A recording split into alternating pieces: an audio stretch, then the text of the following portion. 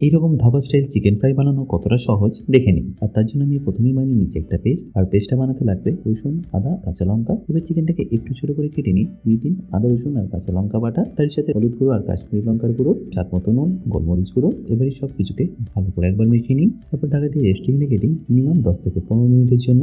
এবার এটাকে রান্না করার জন্য আমি এখানে নিয়ে নিচ্ছি একটা লাগান। আর তাতে দিয়ে দিচ্ছি সাদা তেল। আর তেলটা একটু গরম হয়ে গেলে আমি এখানে দিয়ে দেবো চিকেনটা, যেটা আমরা ম্যারিনেট করে রেখেছিলাম। এবার এটাকে প্রায় 30% মতো একটু কুক করে নিয়ে তুলে রেখে দিন পরে ব্যবহার করার জন্য। এবার এই একই তেলে দিয়ে দিচ্ছি সরষে, মৌরি, ব্ল্যাক পেপার, গোটা জিরেও। তার সাথে অবশ্যই 2-3টে শুকনো লঙ্কা। তারপর কয়েকটা গোটা রসুন আর পেঁয়াজ দিয়ে রেখে ভালো করে ভেজে নিন। এটা ভাজার সময় দিয়ে দিতে পারেন কয়েকটা কারি পাতা। তারপর মশলার মধ্যে লাগবে ধনে গুঁড়ো, স্বাদ মতো নুন, জিরে গুঁড়ো। তারপর কয়েকটা ডাইস টমেটো দিয়ে প্রিকুক চিকেনটাকে এখানে দিয়ে দিন। আর কষতে থাকুন যতক্ষণ এটা পারফেক্টলি কুক হয়ে যাচ্ছে। আর এই সময় দিয়ে দিন বিট নুন, তেঁতুলের টক, কাজু। তারপর ঢাকা দিয়ে রেখে ততক্ষণ কুক করুন যতক্ষণ এটা একদম পারফেক্টলি রেডি হয়ে যাচ্ছে। আর তারপর ফাইনালি ফিনিশ করুন কারি পাতা, ধনে পাতা, কাঁচা লঙ্কা দিয়ে।